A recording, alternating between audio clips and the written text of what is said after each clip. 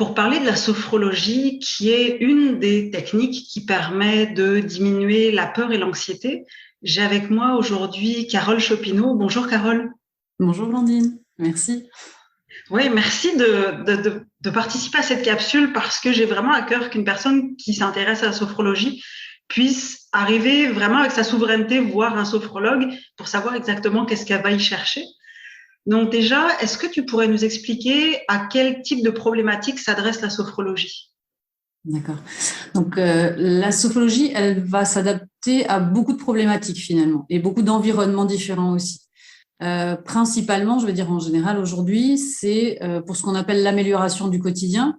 Donc quand on va ressentir énormément de stress, des problèmes de sommeil, des problèmes liés à peut-être à l'alimentation, à la gestion, je vais dire du stress avec les enfants, la vie familiale, un petit peu tout ce qui est aujourd'hui assez connu comme problématique.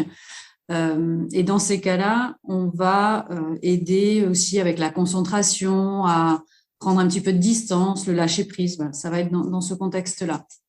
Après, la sophrologie, elle va aussi s'appliquer, par exemple, pour tout ce qui est préparation mentale. Alors, la distinction avec l'amélioration du quotidien, c'est que dans une préparation mentale, il y a vraiment une date précise à laquelle la personne a besoin d'être prête. Donc, un sportif, un artiste, le permis de conduire, le bac, les examens en général. Voilà, il va y avoir une date sur laquelle on va vraiment se focaliser et se préparer exactement pour cet événement-là. Et après, ça a des applications pour tout ce qui est accompagnement d'un traitement médical ou post-médical. Donc là, ça va être ou l'acceptation du traitement ou des douleurs ou de ce que le traitement peut peut-être impliquer. Et après, je vais dire, événement médical, on va peut-être favoriser la récupération quand c'est plutôt musculaire ou pour des opérations plus particulières. Il peut y avoir aussi cette phase-là. C'est encore à nouveau assez diversifié en fonction du besoin, bien sûr, de la personne. À chaque fois, la sophrologie, c'est que c'est ultra adapté aux besoins. Donc voilà, là, moi, je mets des mots, mais le besoin de la personne va être spécifique pour chacun. Donc, on travaillera en fonction du besoin. Et la dernière phase sur laquelle la sophrologie peut agir et accompagner les gens, c'est dans tout ce qui est pathologie. Donc là, on va parler plutôt d'addiction ou de phobie. Donc, tout ce qui est peur de l'avion, ou peur alimentaire aussi, parce qu'il y a des gens voilà, il peut y avoir ça, les araignées, enfin bon, après, voilà, les phobies sont diverses et variées, ce sont juste quelques exemples. Et les addictions, après, en fonction de chacun. Alors là, la limite, je vais dire, ça va dépendre du sophrologue. Il y a des sophrologues qui se sentent d'accompagner les gens dans ces problématiques-là, et il y en a d'autres, non. Donc voilà, il faut juste voir qui est apte ou pas à accompagner. Oui, parce que de toute façon, comme dans toute relation thérapeutique, c'est une relation. Donc, de toute façon, ça dépend de où est-ce que le thérapeute est prêt à aller. Et justement, ça serait quoi les bénéfices, les effets, les bénéfices de la sophrologie, là, si on y va rapidement sur ça? Alors, les bénéfices, en fait, vont venir, je vais dire, de sa simplicité finalement. La sophrologie, ce sont des exercices qui se pratiquent, qui sont simples à pratiquer finalement. C'est pas quelque chose de très complexe. On n'a pas besoin de beaucoup d'espace, on n'a pas besoin de mettre beaucoup d'efforts physiques dans la pratique de l'exercice. Ce sont des exercices simples à pratiquer qui peuvent se pratiquer dans toutes circonstances finalement, parce qu'il y a des exercices quand on respire pour essayer de se calmer, par exemple, on n'est pas obligé de faire beaucoup de bruit. On peut le faire discrètement si on est dans une situation où on est dans un environnement ouvert. Bien évidemment, on va se mettre à faire des grandes respirations que tout le monde va voir. On peut faire ça discrètement, mais tout de suite, on va ressentir le bénéfice. Le bénéfice, en fait, de ces exercices, c'est que justement, ça nous permet de gérer, je vais dire, ce qui se passe physiquement pour nous. Donc, quand on a une peur ou une angoisse ou quelque chose qui nous met à mal, on va ressentir ou des effets physiologiques, le cœur qui s'emballe, le ventre qui se serre, la gorge qui se serre, on a du mal à respirer, on a peut-être des bouffées de chaleur, enfin voilà, chacun va réagir différemment, donc ça, ce sont les effets physiologiques. Il va peut-être y avoir l'effet aussi éventuellement, ça déclenche des peurs, ça va déclencher peut-être de la colère ou des larmes ou un effet de paralysie, par exemple, on n'arrive plus à réagir et donc on se retrouve un peu bloqué finalement dans une situation, au lieu de pouvoir agir tel qu'on le souhaiterait, on n'y arrive pas. Et en fait, avec la sophrologie, on arrive à mieux détecter comment se manifestent chez nous finalement ces effets que la situation va déclencher chez nous et on va pouvoir amoindrir voire vraiment gérer et ressentir ces effets qu'on ne souhaite pas, et même jusqu'à réussir à les arrêter. Parce qu'on change petit à petit, à force de travailler sur soi, travailler sur ses ressentis, et en les diminuant, on arrive même à changer finalement ce qu'on n'aime pas qui se passe chez nous. C'est-à-dire, il y a, voilà, les peurs ou les angoisses sont des fois non conscientisées. Et en fait, c'est juste ces réactions-là qui font qu'on va se mettre en colère ou stresser et parfois, par exemple, prendre une décision rapidement alors qu'on aurait pris 2 secondes de plus pour réagir.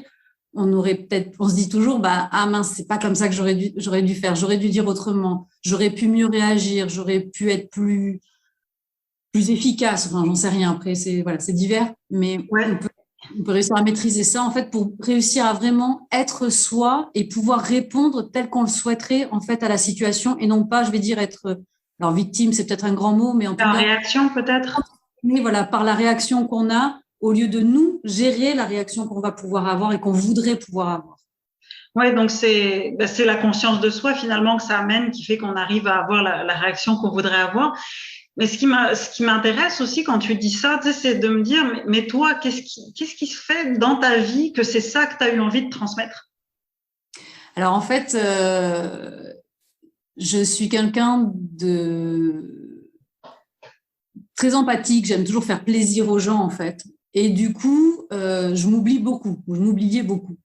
Et ça a généré énormément de stress chez moi, où des fois, par non-compréhension finalement de la part des autres de ce que je voulais faire, ça me mettait en colère, mais moi, en fait, j'étais pas en colère contre l'autre personne, mais j'étais en colère contre moi-même. Et en fait, au lieu de comprendre ce mécanisme-là, je pouvais me mettre à pleurer, justement, ou à ne pas savoir réagir, à me dire « Ah, mais j'aurais dû dire ça ». Et en fait, ça a entraîné plein de situations où j'avais l'impression de ne pas être comprise, finalement. Et donc, j'ai cherché une méthode pour réussir à une période de ma vie, à vraiment gérer des gros stress où j'en arrivais à dormir très, très peu, ne plus manger. C'était vraiment très, très lourd. Et donc, je me suis dit, mais c'est pas possible que physiquement, je ressente autant, l'estomac noué, plus dormir, avoir des maux de tête pas possible. Je me dis, mais c'est quand même pas possible que mon corps évacue ou réagisse aussi fort ou me fasse comprendre qu'il y a des choses qui n'allaient pas. Et donc, je me suis tournée vers la sophrologie. Et c'est ce côté, je vais dire, un petit peu peut-être magique, entre guillemets, bien sûr, parce que rien n'est magique, mais quand même, surtout de rapidité, d'efficacité de l'exercice. C'est-à-dire qu'à partir du moment où on a le bon exercice en main, avec la bonne intention qui nous convient, qui nous correspond par rapport à notre besoin, et tout de suite, on va réussir à calmer justement, alors moi, c'est principalement au niveau de l'estomac, mais par exemple, on va calmer cette espèce d'estomac qui se serre, qui est noué, qui condense un peu tout ce qui va pas chez nous, déjà de relâcher ça. Et puis après, par la suite, je me suis rendu compte que moi, j'ai souffert de maux de tête depuis que je suis toute petite, mais vraiment toute petite. Je prenais des cachets d'aspirine à sec à l'école tellement ça pouvait monter vite. Donc, vraiment, ce qu'il ne faut pas faire, je vous le déconseille complètement, mais voilà. Donc, et en fait, depuis que je pratique de la sophrologie, j'ai quasiment plus jamais de maux de tête, hormis, on va dire, des effets physiologiques autres. Mais les maux de tête ont disparu aussi. Donc, c'est vraiment d'arriver à rapidement à pouvoir ressentir des bénéfices immédiats et de pouvoir enfin être en accord finalement avec moi, accepter que j'avais peut-être besoin à des moments de réussir à ralentir, à prendre un peu de recul et que c'est OK de ne pas répondre immédiatement à quelque chose, de prendre le temps, de revenir vers les gens si j'ai besoin pour leur répondre et de prendre le temps de ressentir ce qui se passe en moi pour pouvoir en effet agir, répondre, prendre la bonne solution, je vais dire, qui me corresponde et ne plus être juste en miroir et en réponse à l'attente ou à vouloir être dans une attente que les autres pourraient avoir. Puis ça, c'est vraiment important quand on arrive à retrouver justement cette zone de souveraineté à l'intérieur de soi. J'ai entendu que la sophrologie, ça repose sur pas mal de principes. Est-ce que rapidement, tu pourrais juste faire un petit balayage d'où ça vient, quelque part? Alors, ça vient en fait, donc c'est Monsieur Caicedo qui l'a créé, cette méthode. C'était un neuropsychiatre qui a exercé en Espagne et en fait, il s'est rendu compte que donc, ces malades n'avaient justement aucun contrôle de leur ressenti. Donc, à l'époque, dans les années 60, bien évidemment, on avait de la camisole chimique, de la camisole de force. C'était des méthodes assez dures, et qui laissaient très, très peu de liberté aux malades de pouvoir comprendre ce qui leur arrivait. On les calmait, pour eux-mêmes, je veux dire, peut-être que dans certaines circonstances, c'était nécessaire, mais dans d'autres, ils n'avaient plus aucun contrôle ou pouvoir sur eux-mêmes. Et donc, il a voulu les aider à justement pouvoir approcher ces ressentis qu'ils pouvaient avoir, que je vais dire la maladie, entre guillemets, ou ce qui se passait pour eux, que ce soit neurologique, donc chimique ou d'autres soucis, on va dire, psychologiques qui pourraient venir créer ces pathologies, mais qu'ils arrivent à se remettre au contact justement de ce qui se passe pour eux pour pouvoir le contrôler. Donc, du coup, ce qu'il a fait, c'est que dans les années 60, il a un peu synthétisé l'Orient et l'Occident. Donc, c'est pour ça qu'on va retrouver un petit peu le ressenti que des fois, des exercices de respiration ou même des postures, on a peut-être l'impression qu'on est un petit peu plus près du yoga ou de postures japonaises, du zen de méditation. Et en effet, il a pris en compte un petit peu dans chaque culture et dans chaque évolution psychologique, psychiatrique aussi, notamment des Européens plutôt allemands, autrichiens. On sait que c'est eux qui ont beaucoup, beaucoup participé au développement de la psychologie. Mais il a pris un petit peu tout ça pour créer des exercices qui pourraient apporter à chacun en fonction des besoins. Donc ça, c'est pour la partie. Du coup, c'est ce qu'on appelle finalement une méthode psychocorporelle, puisqu'elle va allier tout ce qui peut agir dans notre corps, sur notre corps, mais aussi, finalement, avec le mental et les émotions qui vont aussi être pris en compte. Voilà, donc c'est une méthode qui permet un petit peu d'allier les trois phases, je vais dire, un peu de notre être et de réussir à pouvoir se reconnecter à soi, finalement, vraiment. Oui, ça aide en général à justement diminuer la peur et l'anxiété. On a besoin de se reconnecter à nous, c'est clair. Mais justement, tu parlais d'exercice. En pratique, comment est-ce que ça marche, la sophrologie? Tu sais, si je viens dans une séance avec toi, là, sans tout détailler, mais à quoi je peux m'attendre? Alors, quand on vient à une séance de sophrologie, donc on a bien évidemment une petite partie d'échange pour pouvoir placer l'objectif, les besoins de la personne, sur quoi elle veut éventuellement travailler, tout ce côté-là. Et après, je vais dire plus techniquement, donc on a des exercices de respiration. Donc vraiment là, on est concentré sur sa respiration. On va apprendre à pouvoir ressentir comment ça se passe pour nous, quels effets elle peut avoir. On a aussi des exercices de contraction et de relâchement musculaire. Et donc là, on va être vraiment on va contracter certaines parties de notre corps ou pouvoir vraiment avoir cet effet que quand on contracte et on relâche, on ressent peut-être qu'on relâche un poids, qu'on arrive à mieux faire circuler ce qu'on pourrait ressentir ou avoir comme douleur, que ça peut peut-être s'amenuiser, qu'on arrive à retrouver de la souplesse, de la détente, parce que dès qu'on a quelque chose, on va avoir, même si on ne se le ressent pas, physiquement, on se contracte quand même. Et petit à petit, souvent, les gens me disent « Non, mais ça va, en fait, non, je sens rien, je vais bien, je n'ai pas de douleur. » Et puis, en fait, quand on pratique un exercice, ils commencent à me dire « Ah, si, finalement, j'ai peut-être un petit truc là au niveau de… Ah ouais, non, c'est vrai, je ressens un truc. » Et en fait, on se déconnecte complètement. Faites l'essai, juste le matin, vous contractez, vous relâchez, et vous allez voir que vous allez vous dire « Non, je m'étais levé, ça va. » Et en fait, moi, ça m'arrive les premières séances de la journée où je n'ai pas forcément fait attention. Et je fais un exercice et là, je me dis « Ah ouais, mais non, là, finalement, il y avait un petit truc qui était un peu coincé à cet endroit-là ou un muscle finalement un peu plus douloureux, mais que je vais dire dans ma journée, je ne m'en serais peut-être pas rendu compte. » Donc ça, c'est pour la partie vraiment physique. Et après, on a ce qu'on appelle des visualisations, où là, on se met vraiment en relaxation et on va aller utiliser la visualisation positive, donc des images on évoque des images qui vous sont propres, qui appartiennent à chacun. On va rester dans des choses assez larges. Donc, par exemple, on va dire, pensez à un lieu qui évoque pour vous la détente, le calme, voilà, donc qui évoque la détente ou le calme. Et les gens vont avoir comme ça des ressentis, des images, des moments de vie qui vont revenir et ils vont pouvoir faire appel au fait qu'ils ont déjà vécu des moments comme ça, qu'ils savent le ressentir finalement. Des fois, on ne s'en rend pas compte, en fait, on n'en est pas conscient. Il y a beaucoup d'inconscient dans ce qu'on vit.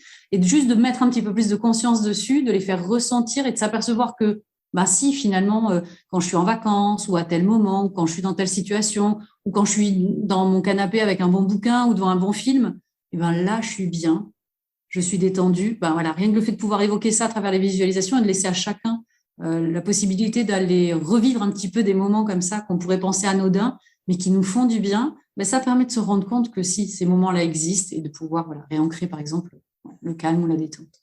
Ouais, et justement, parce que là, le temps file, est-ce que tu pourrais me dire à quel genre de résultat on peut s'attendre avec la sophrologie? Tu sais, juste rapidement, là, mais si je viens de voir à quel genre de résultat je peux m'attendre. Alors, par exemple, bien sûr, ce sont que des exemples, puisqu'après, c'est pour chacun, mais on va pouvoir mettre en place des nouveaux comportements. Donc, quand on ne veut plus être embarqué par nos émotions, on va réussir petit à petit à pouvoir mettre en place, comme je le disais avant, peut-être des comportements qu'on souhaiterait pouvoir être capable de mettre en place. On va pouvoir se défaire de schémas, alors que ce soit de l'éducation ou de choses comme ça aussi. On va réussir à peut-être défaire un petit peu des schémas, être moins enfermé dans des patterns qu'on nous aurait peut-être imposés ou en tout cas qu'on aurait appris et qu'on aurait pensé comme ça. On va pouvoir se défaire de douleurs.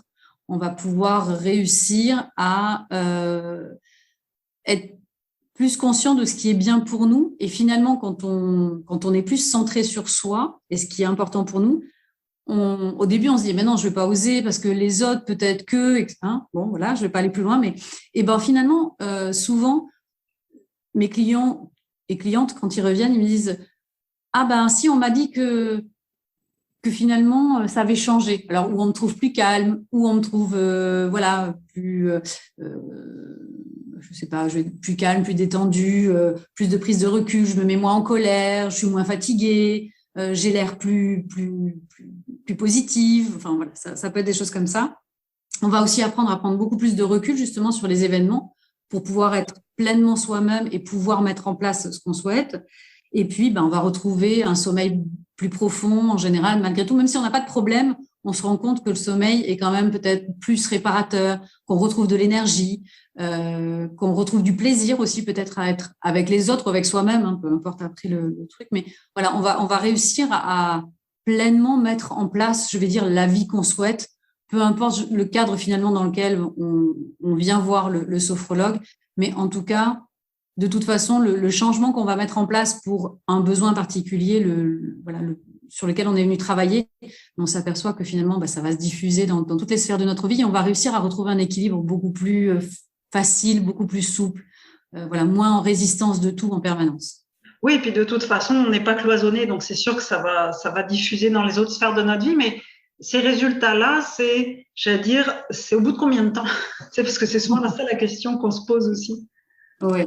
Alors, l'accompagnement en lui-même, en général, c'est entre 6 et 8 séances. Ça, c'est à peu près pour des besoins, je vais dire, courants et habituels.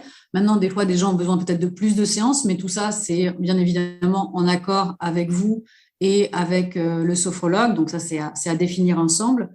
Et les bénéfices, je veux dire, sont assez rapides finalement. Même dès la première séance, on ressent qu'on est capable de se détendre, qu'on relâche un petit peu tout le poids de ce qu'on a pu porter, parce que peu importe la problématique, on porte finalement toujours quelque chose. Donc, on va réussir à détendre ça. Donc, à chaque séance, en fait, on gagne quelque chose, on ressent des choses et on va réussir à avancer. C'est le but d'un accompagnement, hein, c'est d'accompagner, on ne fait pas pour la personne, hein, mais vraiment, c'est à chaque séance qu'on va avancer sur ce chemin-là. Bien évidemment, jusqu'au bout, c'est-à-dire une fois qu'on fait les 8 séances, on finit un petit peu le cercle et cette chose-là, elle est complète. Mais voilà, à chaque séance, on va vraiment avancer. Donc, c'est plutôt une séance par semaine, c'est ça? Alors, normalement, voilà. Idéalement, on pose une séance par semaine. Maintenant, ça peut être une fois tous les 15 jours en fonction des contraintes de chacun. Bien évidemment, il n'y a pas non plus d'absolu. L'idéal, on va dire, c'est que sur les 3 premières séances, en général, on essaye vraiment de les poser à une semaine d'intervalle parce qu'il y a pas mal quand même de chamboulements qui peut se passer pour les gens. Donc, de façon à ce que ce soit assez suivi. Et puis après, en général, c'est une fois par semaine. Et puis, ça peut bien évidemment Mais du coup aussi, si jamais j'ai un petit budget, comment est-ce que je fais pour optimiser les séances et ce petit budget-là? Alors, si vraiment on a un petit budget ou qu'on a des contraintes financières, Ça s'organise normalement assez bien avec le sophrologue. Donc, en effet, peut-être 2 séances sur le mois ou peut-être une toutes les 3 semaines. Alors, en effet, si vous pouvez idéalement organiser votre budget pour que au moins les 3 premières séances puissent quand même avoir lieu en suivi, c'est mieux. Maintenant, Oui, si ça doit s'organiser peut-être un petit peu à distance, ça peut se faire. Et puis, vous pouvez aussi demander à ce que les encaissements peut-être soient un petit peu différés.